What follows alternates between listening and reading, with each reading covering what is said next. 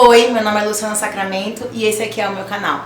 Se você me conhece por Real Mommy, sou eu mesma. Se você estava procurando a Real Mommy, sou eu lá no Instagram, @real_mommy. Se você não me segue, pode me acompanhar lá também.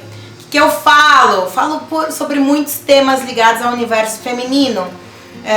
Não só sobre maternidade, inclusive meu foco deixou de ser só maternidade há muito tempo.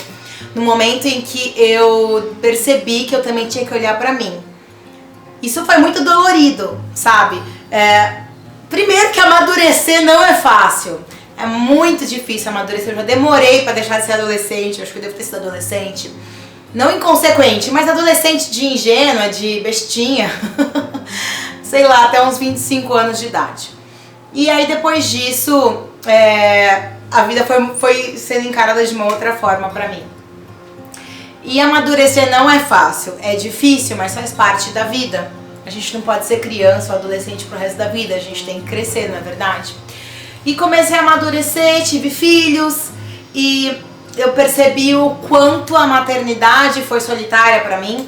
Mesmo tendo amigos, tendo pessoas por perto, cada pessoa tem o seu conflito próprio dentro da maternidade e que a sensação que dá muitas vezes é que as pessoas não vão te compreender, você não adianta falar, não vão te entender, enfim. Os filhos foram crescendo, hoje a Isabela tá com 8, faz 9 agora em outubro, então basicamente 9, Henrique vai fazer 7 em novembro. E há uns 2 anos atrás, eu acho, mais ou menos, eu comecei a perceber que eu não tava bem. Já tinha vindo diversas vezes na vida, a partir aí dos meus 15 anos, enfrentando tristezas. Mas eu preferia colocar uma pedra nelas. E chegou um momento onde essas pedras se tornaram assim, começaram a me sufocar. E eu comecei a enxergar, parece que meu universo ele era todo cinza. Eu tinha meus filhos, eu tinha uma família, meu marido era um cara, na época continuava sendo um cara super presente, eu não tinha essa coisa, meu marido me ajuda, nós dividimos tarefas, nós somos uma equipe, um time que cuidamos aqui da nossa casa, mas mesmo assim as coisas estavam cinzas pra mim. Eu tinha a minha fé, eu me apegava em Deus, e não era falta de Deus dentro de mim, mas ainda assim as coisas estavam perdendo o brilho. E eu comecei a ver como a única solução pra mim, a morte. A única solução pra mim era não estar mais aqui, porque eu me via como um estorvo e eu não queria ser um problema. Eu detesto depender das pessoas. E comecei a pensar que isso seria a solução pra mim. E meu marido falou pra mim: Lu, você tá percebendo que você precisa de ajuda? E eu era muito resistente a procurar ajuda, né? Enfim, decidi ir numa psicóloga após muita insistência do meu marido e aí as coisas começaram a ser trabalhadas dentro de mim. Nossa! Se eu achava que amadurecer tinha sido difícil, ir num psicólogo e tirar as pedras foi... Eu não sei nem explicar pra vocês o que foi aquele momento. Cara, como é difícil. Como é difícil você tirar as pedras. Tava muito cômodo, tava confortável, porém não significa que eu não sofria. Eu deixei as pedras ali. E quando eu comecei a remexer em tudo, foi tão intenso pra mim que eu entrei num quadro de ansiedade e o meu quadro de depressão piorou e eu tive uma insônia por 15 dias, eu dormia, se eu dormia eram 2 horas por noite. Aí minha médica, a psicóloga que me acompanhava falou: Lu, eu só vou continuar te acompanhando se você passar num psiquiatra. Eu pensei, o preconceito que eu tinha com o psiquiatra era absurdo. Gente, psiquiatra pra mim só tratava louco. Eu ia ficar assim, igual uma doidona. Pra mim, imagina, eu vou no psiquiatra, vou tomar remédio, vou perder minha essência, vou deixar ser quem eu sou. Enfim, eu paguei uma sessão, gastei dinheiro de uma sessão com ela me convencendo que eu precisava passar em um psiquiatra.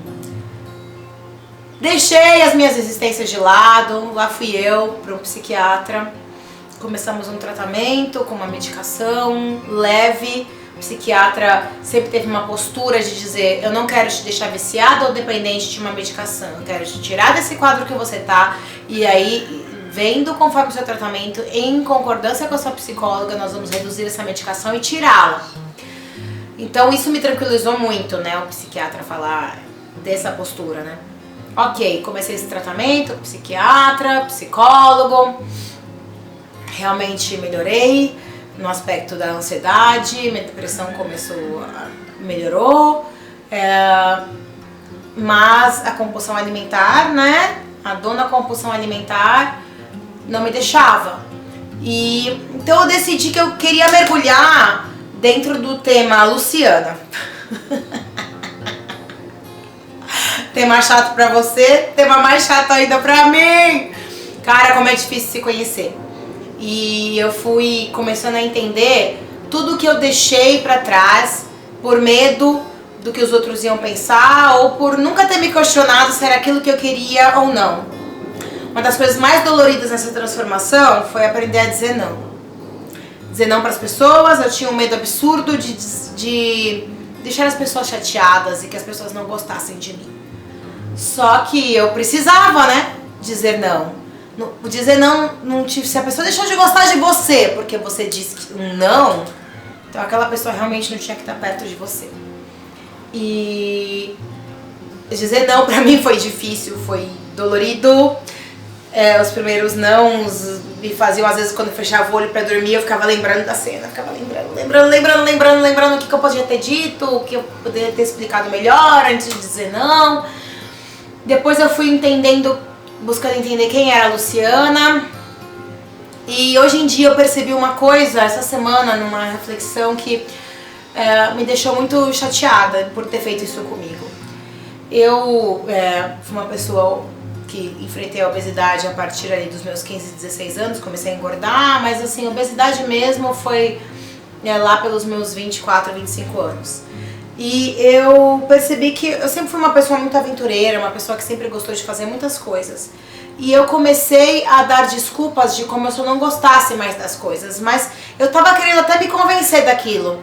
Então, não vou fazer aquilo porque eu não gosto de descer naquele escorregador no parque X.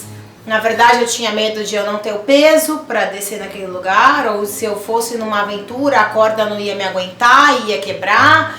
E eu comecei a deixar de ser quem eu era.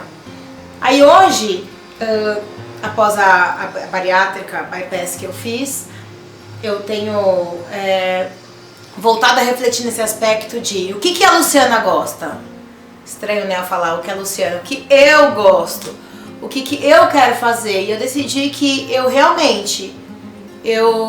vou tentar descobrir por aí. Então o que eu queria dizer pra você, por que tudo isso, desculpa se você achou chato esse vídeo, é que não se esconda.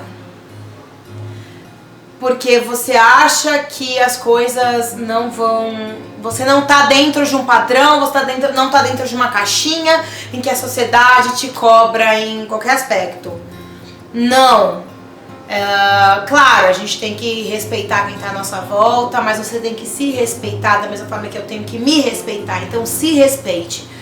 Nunca deixe de buscar se conhecer. Você não vai ser o mesmo pra sempre. E coisas que você fez no passado não vão ser mais engraçadas ou tão divertidas hoje. Mas hoje você tem que descobrir o que é engraçado e divertido pra você, o que você quer fazer.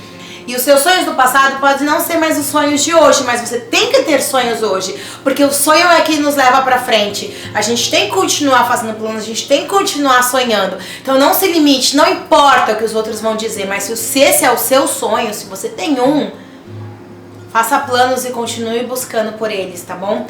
Eu vou buscar os meus novos sonhos e eu vou me descobrir e eu vou tentar mostrar pra vocês tudo o que eu estiver descobrindo dentro de mim aqui, mas eu faço essa jornada e você também tem que fazer a sua, tá bom? Nunca deixe de descobrir quem você é, nunca deixe de buscar se conhecer e nunca deixe de sonhar, tá bom? Porque sonhar é bom demais, é de graça e conquistar sonhos é maravilhoso. Um beijo pra todo mundo, se inscreve aqui no canal, se você gostou dá o seu like e bora pra uma próxima aí. Me senti meus filhos agora com esse bora. Beijo, tchau, tchau!